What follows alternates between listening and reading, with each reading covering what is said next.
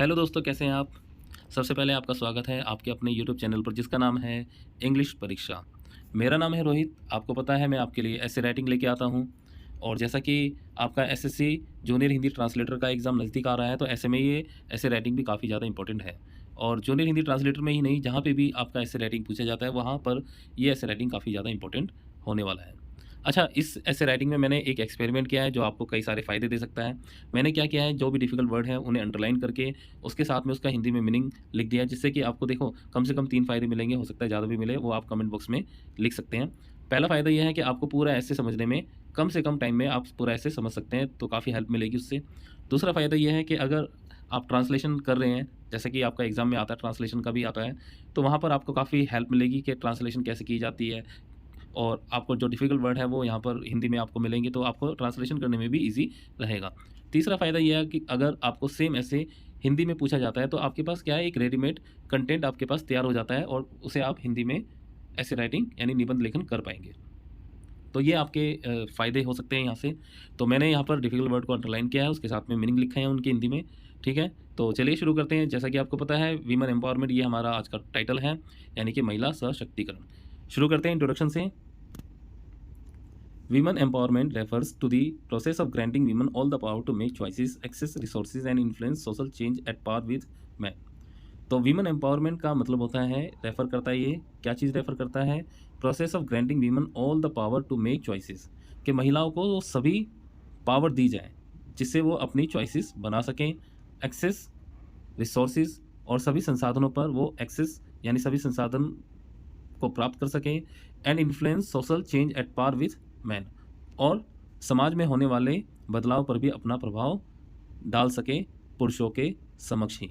मतलब पुरुषों के समक्ष उन्हें वो सभी पावर दी जाएँ जिसमें वो सभी संसाधनों का प्रयोग कर सकें, अपनी पुरुषों के समक्ष ही वो चॉइसेस कर सकें और पुरुषों के समक्ष ही वो समाज में होने वाले बदलाव पर अपना भी प्रभाव डाल सकें।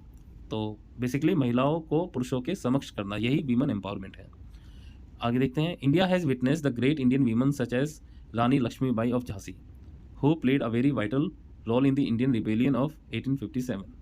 तो इंडिया ने बहुत ही महान महिलाओं को देखा है, विटनेस किया है यानी देखा है, जैसे कि रानी लक्ष्मीबाई होगी, झांसी की रानी लक्ष्मीबाई, जिसने 1857 की जो भारत की 1857 की क्रांति थी उसमें बहुत ही वाइटल रोल यानी कि बहुत ही महत्वपूर्ण भूमिका निभाई थी।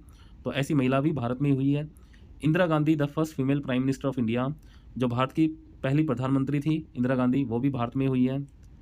प्रतिभा Devi Singh Patil the first female president of India, और जो भारत की पहली फीमेल प्रेसिडेंट थी प्रतिभा देवी सिंह पाटिल, वो भी भारत में ही हुई है। इसके अलावा Sarojini Naidu the political activist and poet, और जो सरोजनी नायडू हैं जो कि एक पॉलिटिकल एक्टिविस्ट थी और एक पोइट थी यानी कि कवि थी। तो ऐसी महान जो महिलाएं हैं ये सभी भारत में ही हुई है। आगे देखते हैं। Despite this renowned personalities, renowned यानी प्रसिद्ध, पर्सनैलिटी यानी व्यक्ति, यानी यहाँ पर व्यक्ति तो हम किसी को भी कह सकते हैं, पुरुष को भी और महिला को भी। तो इतनी प्रसिद्ध और महान महिलाओं के होने के बावजूद the majority of Indian women are backward, जो मेजॉरिटी है भारतीय महिलाओं की, जो मेजॉरिटी है वो क्या है, वो बैकवर्ड है, वो पिछड़ी हुई है।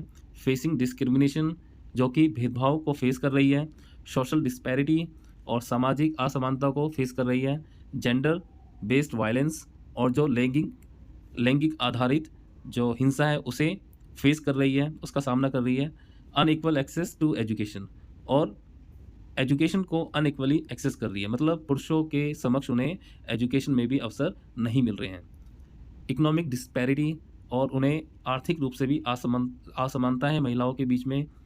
प्रीवेलेंट पेट्रियार्कल एटीट्यूड, और उन्हें सामना करना पड़ता है क्या चीज़ का, प्रीवेलेंट पेट्रियार्कल एटीट्यूड, जो हमारा भारतीय समाज का प्रचलित पितृसत्तात्मक जो रवैया है उसे भी फेस करना पड़ता है। तो ये सारी समस्याएं हैं जो कि महिलाओं को फेस करनी पड़ती है। भेदभाव, सामाजिक असमानता, जेंडर बेस्ड वायलेंस यानी कि लैंगिक आधारित हिंसा, unequal access to education, education समान रूप से ना मिलना, इकोनॉमिक डिस्पैरिटी यानी कि आर्थिक असमानता, और प्रीवेलेंट पेट्रियार्कल एटीट्यूड। तो ये सारी जो समस्याएं इन सभी को महिला फेस करती है। They are hindrance in women empowerment, ये सारी की सारी जो समस्याएं हैं ये महिला सशक्तिकरण का जो हमारा एक गोल है, जो हमारा एक मूवमेंट है, उसमें ये सारे रुकावट पैदा करती है। Indian government has taken several initiatives to tackle these issues. Initiatives जैसे कि आपको पता है पहल होता है, तो भारत सरकार ने कई पहल लिए हैं इन इश्यूज़ को टैकल करने में, इनका सॉल्यूशन, इनका समाधान करने में। Following are some important actions taken by Indian government for women empowerment. तो हम नीचे देखेंगे कि क्या क्या महिला सशक्तिकरण के लिए भारत सरकार ने क्या क्या कदम उठाए हैं, उनके बारे में हम चर्चा करेंगे। सबसे पहले आता है लीगल रिफॉर्म्स।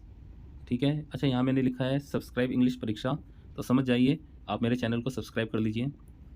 ठीक है, चलिए देखते हैं लीगल रिफॉर्म्स में क्या क्या चीज़ें। लीगल रिफॉर्म्स का मतलब है कानूनी सुधार, मतलब कानून में क्या क्या सुधार किए गए हैं जिससे महिला सशक्तिकरण किया जा सके, यानी कि वीमेन एम्पावरमेंट किया जा सके। सबसे पहला है डोमेस्टिक वायलेंस एक्ट 2005।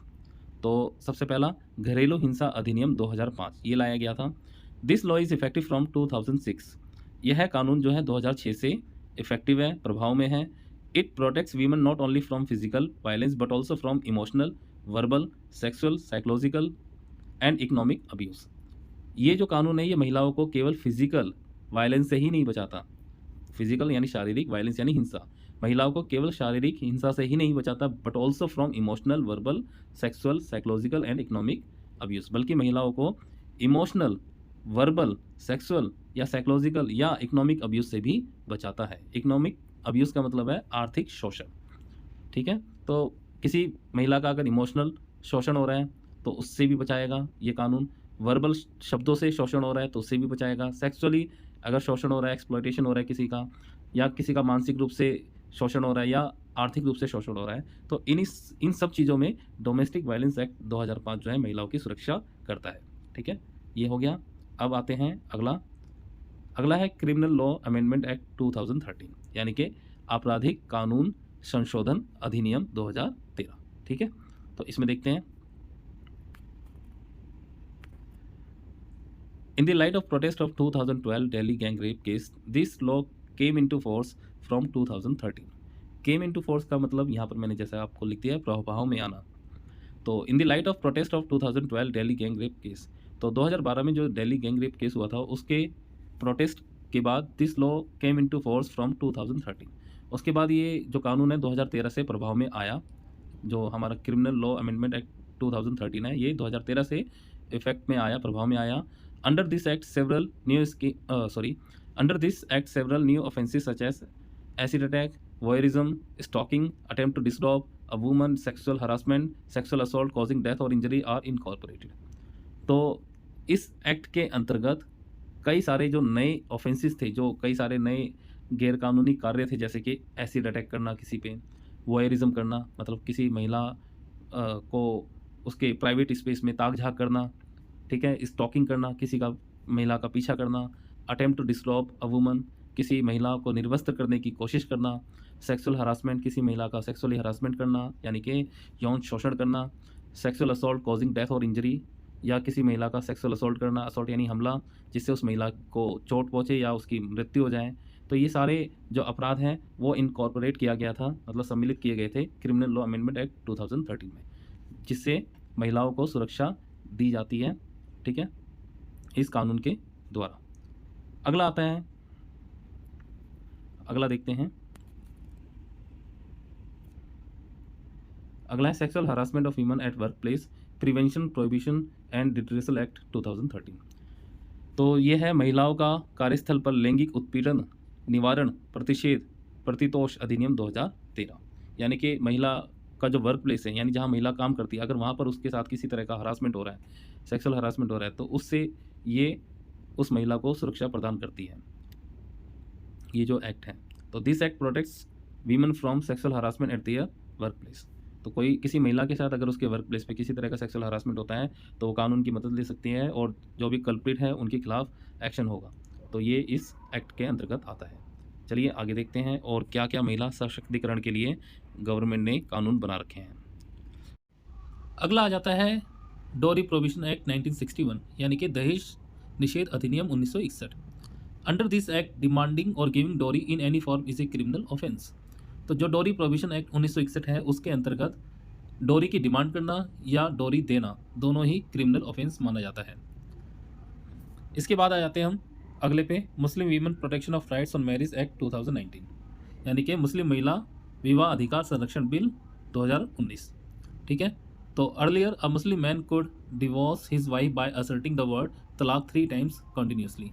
पहले क्या होता था कि कोई मुस्लिम मैन जो है वो अपनी वाइफ को 3 बार तलाक, लगातार 3 बार तलाक बोलकर अपनी वाइफ को डिवोर्स दे देता था। तो this act has been triple talaq in any form.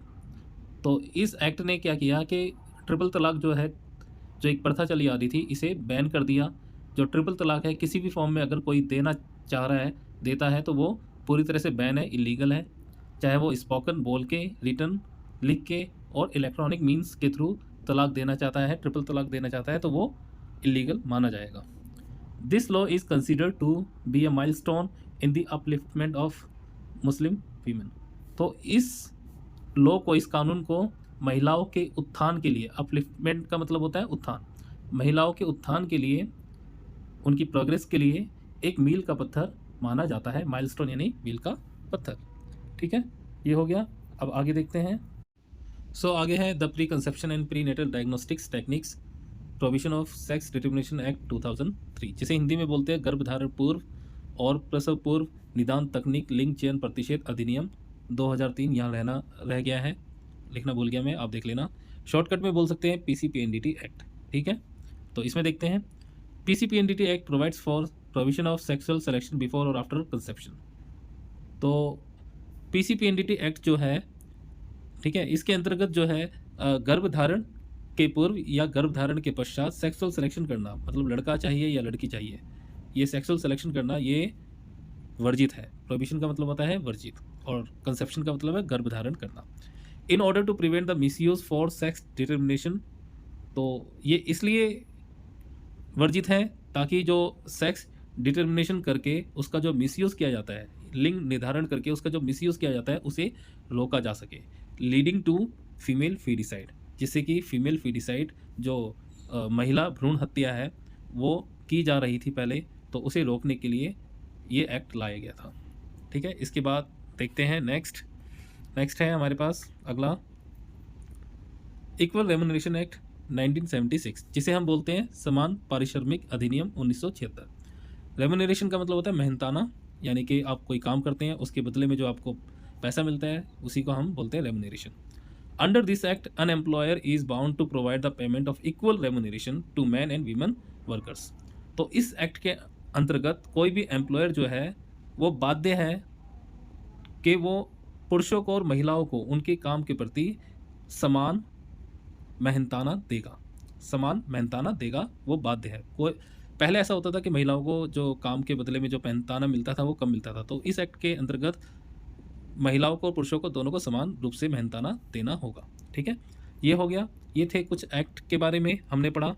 आगे है कुछ स्कीम्स और कंपेनिंग जो कि वीमेन एम्पावरमेंट में काफ़ी इंपॉर्टेंट रही है।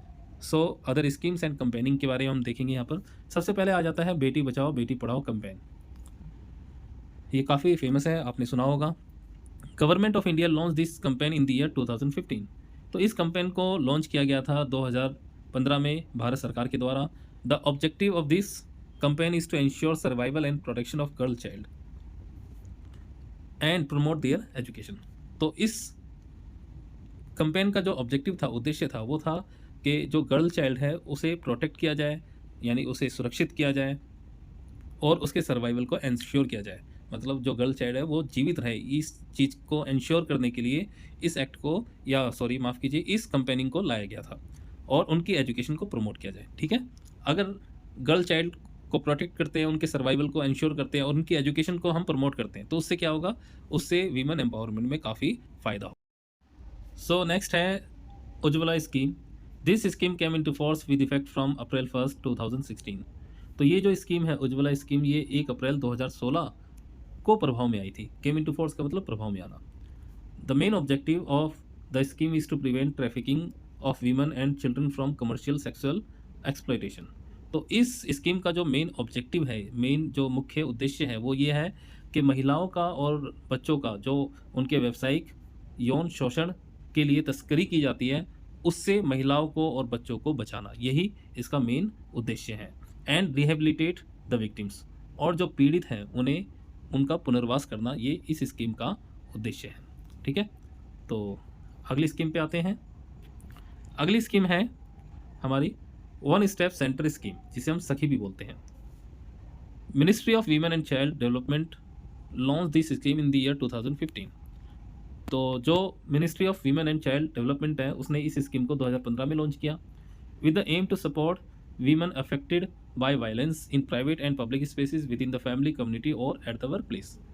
ठीक है, और उन्होंने जो ministry of women and child development है, उसने 2015 में इस स्कीम को इस उद्देश्य से लॉन्च किया था कि महिलाओं को, ठीक है, वो सपोर्ट किया जाए, ऐसी महिलाओं को जो कि किसी प्रकार की हिंसा से प्रभावित है, किसी प्राइवेट स्थान पर या पब्लिक स्पेस में अगर किसी महिला के साथ कोई किसी प्रकार की हिंसा की गई है तो उसे सपोर्ट करना, किसी महिला के साथ उसकी फैमिली में हिंसा की गई है उसे सपोर्ट करना, किसी समुदाय में हिंसा की गई है या किसी उसके वर्क प्लेस पे, उसके कार्यस्थल पर अगर किसी महिला के साथ किसी भी तरह का वायलेंस किया गया है, किसी भी तरह की हिंसा की गई है, तो ऐसी महिलाओं को सपोर्ट करना इस स्कीम का उद्देश्य है।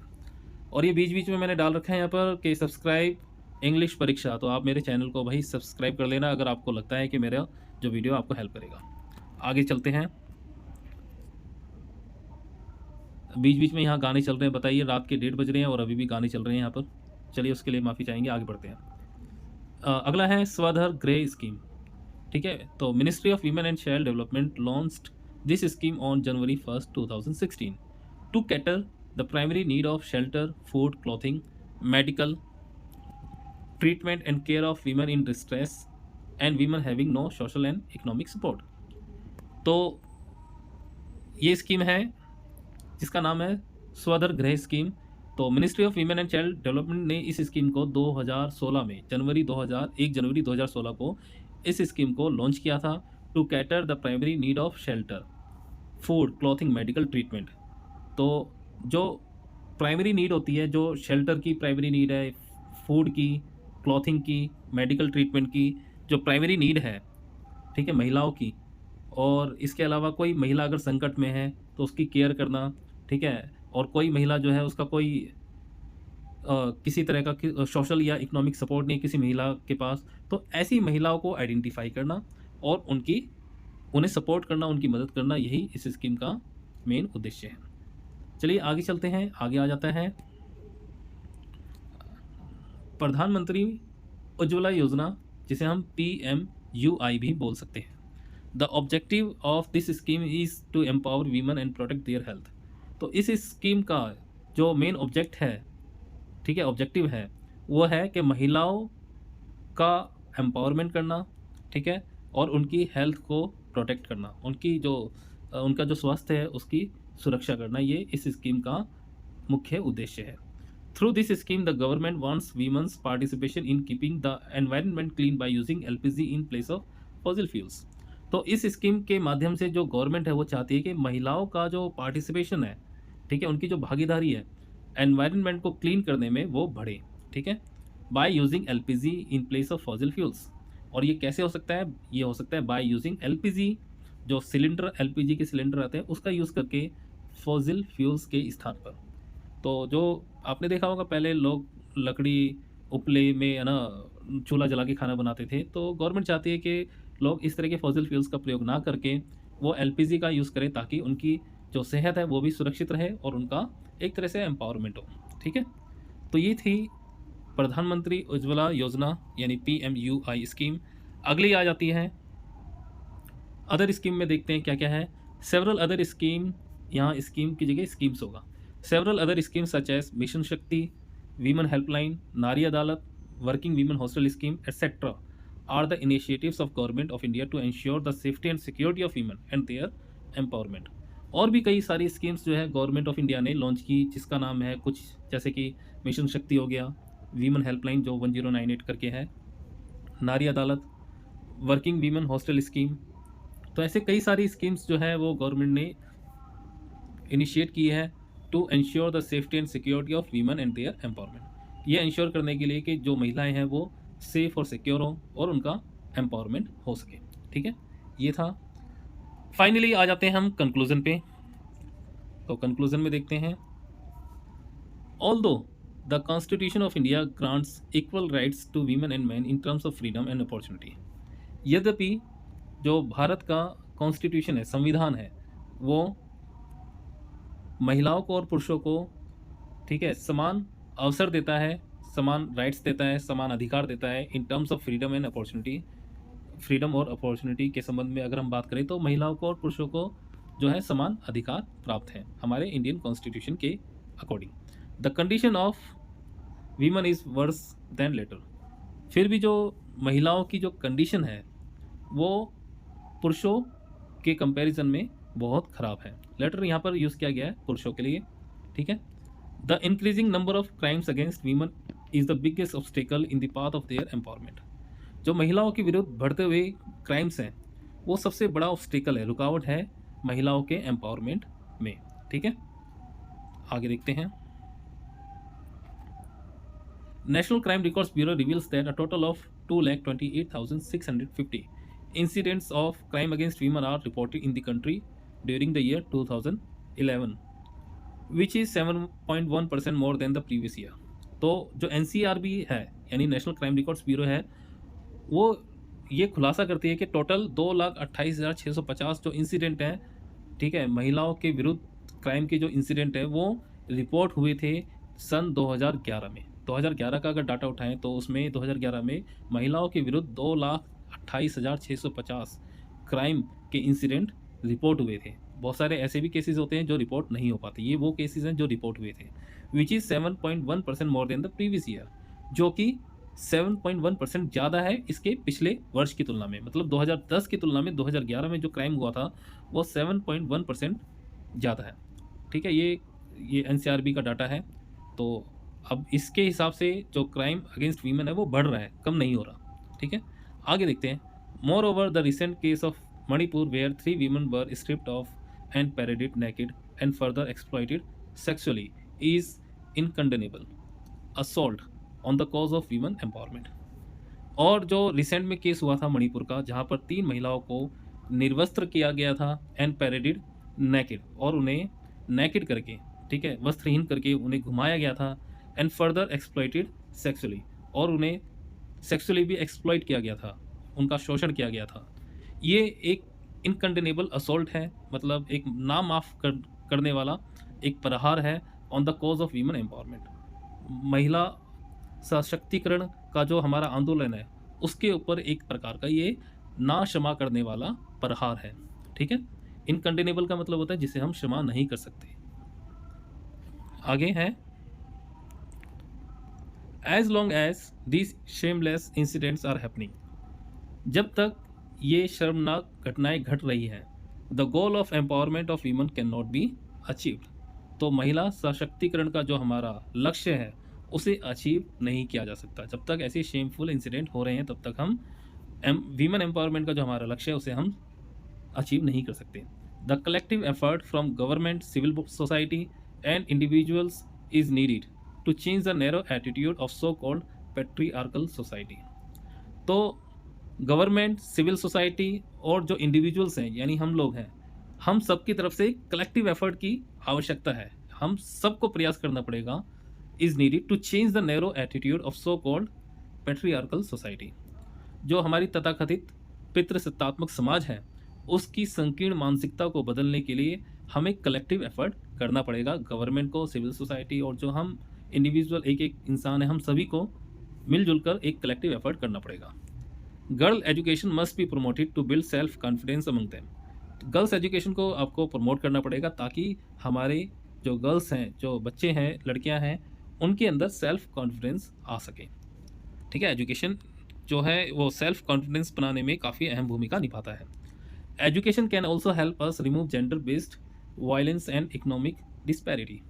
एजुकेशन हमारी मदद कर सकता है जेंडर बेस्ड वायलेंस, जो जेंडर बेस्ड वायलेंस किया जाता है, ठीक है, और जो इकोनॉमिक डिस्पैरिटी है, ठीक है, जो हमारे आर्थिक असमानता है, ऐसी बुराइयों से भी निपटने के लिए जो एजुकेशन है वो हमारी काफ़ी मदद कर सकता है। Everyone has to understand that women empowerment is the fundamental requirement for development and progress of a nation. हर व्यक्ति को ये समझना पड़ेगा, ठीक है, कि जो वीमेन एम्पावरमेंट है ये किसी भी नेशन की डेवलपमेंट और उसकी प्रोग्रेस के लिए एक फंडामेंटल रिक्वायरमेंट है, एक आधारभूत आवश्यकता है। वीमेन एम्पावरमेंट हमें करना ही होगा अगर हमें अपने नेशन को डेवलप और प्रोग्रेस देखना है। We can survive only when women survive. हम सर्वाइव कर सकते हैं केवल तभी जब महिला सर्वाइव करेगी। ठीक है, इस तरह से था ये आपके लिए वीमेन एम्पावरमेंट का ऐसे राइटिंग। आई होप आपको पसंद आया होगा। अगर आपको पसंद आया है तो इसे सब्सक्राइब कर दो मेरे चैनल को, इंग्लिश परीक्षा को, और वीडियो को लाइक करो और अपने दोस्तों को भी शेयर करो। Okay, bye bye, till then, good bye.